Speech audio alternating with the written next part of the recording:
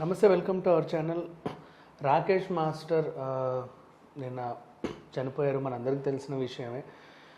అంటే ఆయన ఎక్కువ మద్యానికి బానిస అయ్యి, ఎక్కువ మద్యం సేవించి, అలాగే ఆరోగ్యం సరిగ్గా చూసుకోక హెల్త్ ఇష్యూస్ వచ్చాయని చెప్పేసి అందరికీ తెలిసిన విషయమే. ఈవెన్ డాక్టర్స్ కూడా అదే కన్ఫర్మ్ చేశారు. ఆయనకి 2 months బ్యాక్ కూడా ఆల్మోస్ట్ ఒక డాక్టర్ దగ్గరికి వెళ్తే చెప్పారు, మీ ఆరోగ్యం కొంచెం జాగ్రత్తగా చూసుకోండి, కొంచెం బాగాలేదు అది ఇది అని చెప్పినా కూడా ఆయన పట్టించుకోలేదు. Who take care, it's okay అన్నట్టుగా వదిలేశారు. అంటే బ్రతుకున్నంతకాలం బ్రతుకుతాము, తర్వాత సంగతి తర్వాత దేవుడు చూసుకుంటాడు అన్నట్టుగా వదిలేశాడు. అదే కాస్త హెల్త్ ఇష్యూస్ అయ్యి, అంటే ఆయన కూడా టేక్ కేర్ తీసుకోలేదు. ఎందుకంటే ఆయనకు అవసరం లేదనిపించింది. ఎంతకాలం ఉంటే అంతకాలమే బ్రతుకుతాను అని ప్రిపేర్ అయిపోయాడు ఆల్రెడీ. ఆయన మనకు తెలిసిందే, ఇంతకుముందు కూడా ఆయన తన చావు గురించి కూడా చాలా వీడియోలలో మాట్లాడారు, మనం చూసాం. సో ఇప్పుడు ఆయనకు వచ్చింది ఏంటి, సివియర్ మెటబాలిక్ యాసిడోసిస్. అంటే ఇది ఒక type of accelerated heart beat, అంటే టాచికార్డియా అంటారు. ఇప్పుడు మనం సడన్గా బాగా మెట్లు ఎక్కువ పరిగెత్తి ఇట్లా ఉంటే అట్లా ఒక టైప్ ఆఫ్ దమ్ము తీసుకునేటప్పుడు గుండె ఇలా వేగంగా ఉంటుందో ఒక టైప్ ఆఫ్ అది. అండ్ అలాగే ఎక్కువ కోపం వస్తే ఒళ్ళంతా వణికిపోతుంది. అండ్ అలాగే మందు వల్ల డీహైడ్రేషన్ వస్తుంది. అండ్ డిప్రెషన్, ఒక టైప్ ఆఫ్ కన్ఫ్యూజన్కి వెళ్ళిపోతారు. కన్ఫ్యూజన్ ఇన్ సెన్స్ ఏం చేస్తున్నామో అర్థం కాదు, వెంటనే మతిమరపు, రాత్రిది మార్నింగ్ గుర్తుండదు. అండ్ అలాగే డిజీనెస్ వస్తుంది. కళ్ళు కూడా టియరీ ఐస్ అంటారు, అంటే ఎప్పుడు కొంచెం వాటరీ లాగా ఉంటుంది. అండ్ అలాగే హైవ్స్, అంటే ఇట్లా రెడ్ కలర్ దద్దుర్లు. అలాగే లెగ్కి క్రమ్స్ అంటారు, అంటే చిన్న చిన్న వాపుల్లాగా అలా వస్తాయి, అంటే నరాలు కొంచెం ఉబ్బినట్టుగా తెలుస్తూ ఉంటుంది అక్కడక్కడ. ఇట్లాంటివన్నీ ఉంటాయి. టాయిలెట్ సరిగ్గా రాకపోవడం, వస్తే ఒకేసారి రావడం, లేకపోతే సరిగ్గా కన్స్టిపేషన్ ప్రాబ్లం. అండ్ అలాగే మళ్ళీ విపరీతంగా వామిటింగ్స్ అవ్వడం, డయేరియా అవుతుంది కొన్నిసారి. అంటే మెటబాలిక్ యాసిడోసిస్లో ఇవన్నీ ఉంటాయి. అదే సివియర్ మెటబాలిక్ యాసిడోసిస్ అంటే ఇంకా అది బ్లడ్ వామిటింగ్స్, బ్లడ్ విరోచనాలు, ఆ టైప్ అన్నమాట. అండ్ అలాగే మన బ్రీత్, ఎప్పుడైనా ఇది శ్వాస తీసుకునేటప్పుడు కూడా ఒక ఫ్రూటీ టేస్ట్ వస్తుంది దానికి, కొంచెం తీపిలాగా ఇట్లా అన్నప్పుడల్లా ఎప్పుడు గొంతు ఆరిపోతూ ఉంటుంది, ఎప్పుడు వాటర్ తాగాలి అనిపిస్తుంది. అండ్ ఒంట్లో కూడా మనకి సరిగ్గా ఏంటి ఒక టైప్ ఆఫ్ కంజెస్టెడ్నెస్ ఉంటుంది, ఏం చేస్తున్నామో తెలియదు.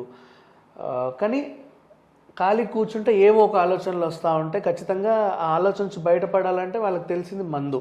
ఆ మందు వల్ల ఏమవుతుందంటే ఇంకా మల్టిపుల్ ఆర్గానిక్ అన్నీ డ్యామేజ్ అవుతా ఒకటొకటి అవుతుంది. ఇప్పుడు మనం మొన్న పంచప్రసాద్ది చూసాము, అంటే ఆయనకి కిడ్నీలు తీసేసి డయాలసిస్ మీద ఉన్నారు. ఇప్పుడు రాకేష్ మాస్టర్కి కూడా ఆల్రెడీ డయాబెటీస్ ఉంది. అయినా సరే ఇన్సులిన్ లెవెల్స్ మెయింటైన్ చేయకుండా, ఇన్సులిన్ ఇంజక్షన్లు కూడా వేసుకోకుండా ఎప్పుడు తాగుతూ ఉండి పాడు చేసుకున్నాడు, అది మనకు తెలుసు. అండ్ అలాగే ఇప్పుడు మొన్న మనం తారక రత్నం చూసాం, ఒక్కసారిగా కుప్పగూలిపోయాడు ఎండకి. సేమ్ అదే రాకేష్ మాస్టర్. ఎండకి అంటే ఇప్పుడు అది నడుస్తుంది మనకి. బిపర్జోయ్ తుఫాను అటువైపు వచ్చినప్పుడు, ఆ గుజరాత్ తీరం వైపు వచ్చినప్పుడు మనకి ఇటువైపు ఎక్కువ వేడి వడగాల్పులు అన్నీ ఉండే. ఆ విజయనగరం సైడ్, అంటే ఆపోజిట్ సైడ్ అనమాట. విజయనగరంలో ఒక ఫామ్ హౌస్లో వీళ్ళంతా ఆ స్మాల్ బాస్ అనే ఒక షూట్ కోసం వెళ్ళారు. అదేదో స్మాల్ బాసో బిగ్ బాసో వాట్ ఎవర్, ఆ టైప్ ఒక రియాలిటీ షో లాగా వీళ్ళు ఒక టీం అంతా వెళ్ళింది. ఆ యూట్యూబ్ వాళ్ళు, టిక్టాకర్స్ వీళ్ళంతా కలిసి వెళ్ళి అక్కడ చేసిన విపరీతంగా తాగేసరికి బాడీ అంతా డీహైడ్రేట్ అయిపోయింది. డీహైడ్రేట్ అయిన బాడీ ఎండకి తట్టుకోలేదు, ఎక్కువ వాటర్ కావాలన్నా హైవే పైన ఇక్కడ నుంచి ఇంకెక్కడికో వెళ్తే కానీ ఒక దాబా రాదు. ఆల్రెడీ బండ్లో ఉన్న బాటిల్స్ మనకు వేడిగా ఉంటాయి, తాగబుద్ధి అవ్వదు, మనకు తెలిసిన విషయమే. సో అప్పుడు ఏం చేస్తారు, ఆ టైప్లో ఆ దాహాన్ని దిగమింకోలేక కొంచెం ఊపిరి ఎక్కువ అయినప్పుడు గట్టిగా బ్రీత్ తీసుకుంటారు వీళ్ళు. బేసిక్గా ఈ మెటబాలిక్ యాసిడోసిస్ ఉన్న వాళ్ళ ప్రాబ్లమ్స్, ఎక్కువ బ్రీత్ తీసుకున్నప్పుడు ఇక్కడ ఒక టైప్ ఆఫ్ నొప్పి వస్తుంది. అప్పుడప్పుడు సడన్గా అది ఆగిపోయినా ఆశ్చర్యం లేదు, ఆ రేంజ్కి వస్తుంది. శ్వాస తీసుకోవడం ఇబ్బంది పడతారు. అండ్ మల్టిపుల్ ఇలాంటివి ఉంటాయి, చాలా రకాల ఉన్నాయి దీంట్లో. సరే, ఈ విషయంలో మనం మాట్లాడుకుంటే, అండ్ వామిటింగ్స్ అవుతాయి. మనం ఏమనుకుంటాం, వాడు తాగి వాంతి చేసుకున్నాడేమో అంటాం. ఎవరన్నా మనకు తెలిసిన చుట్టుపక్కల వాళ్ళు వామిటింగ్స్ మందు తర్వాత వాంతులు చేసుకుంటే. కానీ ఎప్పుడైనా సరే జాగ్రత్త పడాలి. ఎవరైనా సరే తాగిన తర్వాత వాంతులు చేసుకున్నారనుకోండి, అది మందు పడక కొంతమందికి అవుతుంది. అండ్ ఇట్లా మనకి మెటబాలిక్ ఎసిడోసిస్ ఉన్న వాళ్ళకి కూడా సమ్టైమ్స్ అవుతుంది. సో అందుకని చెప్పేసి జాగ్రత్త తీసుకుంటే వాళ్ళ విషయంలో, అంటే నెక్స్ట్ డే పాపం వాళ్ళ మత్తు తగ్గిన తర్వాత అయినా ఒకసారి చెకప్ చేయించుకోమని చెప్పుకోవాలి ఎవరికైనా సరే. అప్పుడింతో ఏదో ఒక రకంగా చెకప్ చేసుకుంటే మనకి ఏంటంటే ఆ ప్రాబ్లమ్స్ నుంచి బయటపడే ఛాన్స్ లేకపోయినప్పటికీ కనీసం తెలుస్తుంది కదా మనకి ఒంట్లో ఏమైందనేది. సరే మనం వదిలేస్తాం, అంటే మనిషికి ఆ ప్రాబ్లం అనేది తెలిస్తే ఒక భయం వస్తుంది. భయానికన్నా సరే వాళ్ళు ఏదో ఒక ట్యాబ్లెట్ ఏదో ఒక ఇంజెక్షనో వేసుకుంటారు.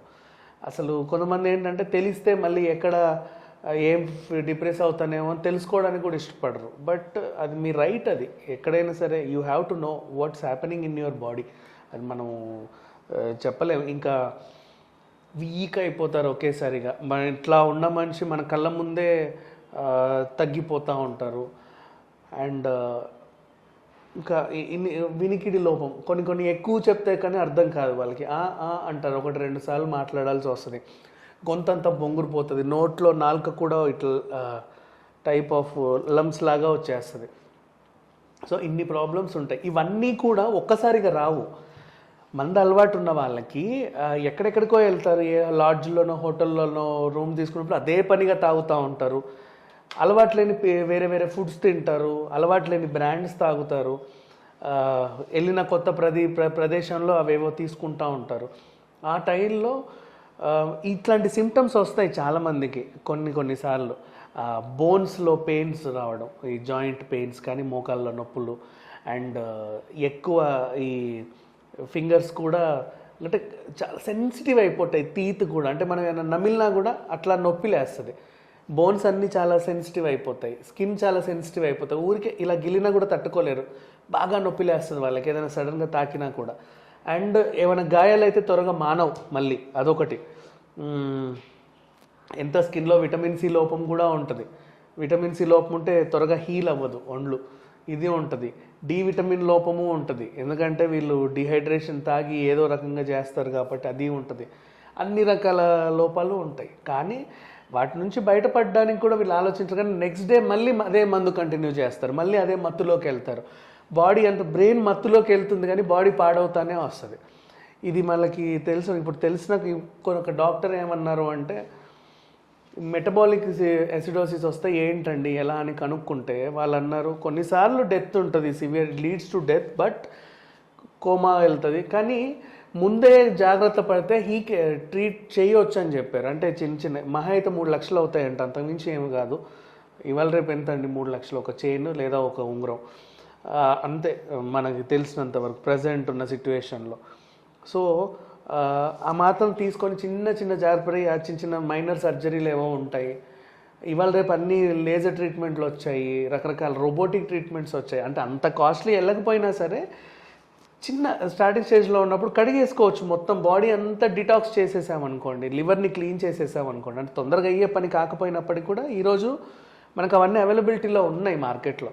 So complete liver detox, body detox చేసుకుంటే, అండ్ ఇమ్యూనిటీ సిస్టమ్ పెంచుకోవడానికి కొన్ని ఏమైనా ఇప్పుడు కరోనా తర్వాత ఎక్కడ చూడు ఇమ్యూనిటీ బూస్టర్స్ చాలా వచ్చాయి, అవి తీసుకొని మల్టీవిటమిన్స్ కొన్ని తీసుకొని చాలా సరైన డైట్ మెయింటైన్ చేస్తే నిజంగా అప్పుడప్పుడు మీరు ఇంత తాగినా కూడా ఏమీ అవ్వదు ఒంటికి. ఇంకా చెప్పాలి అంటే నథింగ్ హ్యాపెన్స్. సో అలా కాకపోతే ఇక్కడ ఏంటంటే ఈయనకి 24 గంటలు మత్తు కావాలి, ఖాళీగా కూర్చుంటే ఆలోచనలు వస్తున్నాయి. ఆలోచనలు లేకుండా పని చేస్తున్నాడు, అయినప్పటికీ కూడా పని 24 గంటలు ఉండట్లేదు. ఇంతకు ముందు అంటే 24 అవర్స్ పని చేసి సరిగ్గా పడుకోవడానికి కూడా టైం లేకుండా ఒక టైప్ ఆఫ్ సిచ్యువేషన్ యూజ్ చేసిన తర్వాత సడన్గా ఎక్కువ టైం దొరికేసేసరికి ఏం చేయాలో అర్థం కాక కూర్చొని అదే పనిగా తాగుతూ ఉంటారు. అంటే రోజు ఇంత తాగేవాళ్ళు ఇంత తాగుతారు. సో 10 ఏళ్లలో పాడే శరీరము 5 ఏళ్లలోనే పాడవుతుంది. అండ్ పైగా టేక్ కేర్ తీసుకోకపోతే ఇంకా త్వరగా పాడవుతుంది. ఇదంతా మనకు తెలిసిన విషయమే. కానీ ఏదేమైనప్పటికీ ఆయనైతే మన మధ్య లేరు, ఆయన ఆత్మకు శాంతి చేకూరాలని మనస్ఫూర్తిగా కోరుకుందాం. అండ్ నిజంగా 3 లక్షలే అప్పుడే కనుక కొంచెం ఖర్చు పెట్టుంటే ఆ 3 లక్షలు 2.5 ఏమో ఎంత అయ్యేది. ఇప్పుడు ఆ డాక్టర్ గారు చెప్పారు 3 లక్షలు అన్న, మోని 5 అనుకుందాం. అప్పుడే ఉండుంటే కనుక ఈ పాటికి ఆయన బాడీ అంతా క్లీన్ అయ్యి ఇంకొన్నాళ్ళు మన మధ్య ఉండేవారు. 53 years ఆయన చనిపోయింది, ఉండేవాడేమో అని నాకు అనిపిస్తుంది. అంతకుమించి ఇంకేం లేదు. Anyway, thank you so much.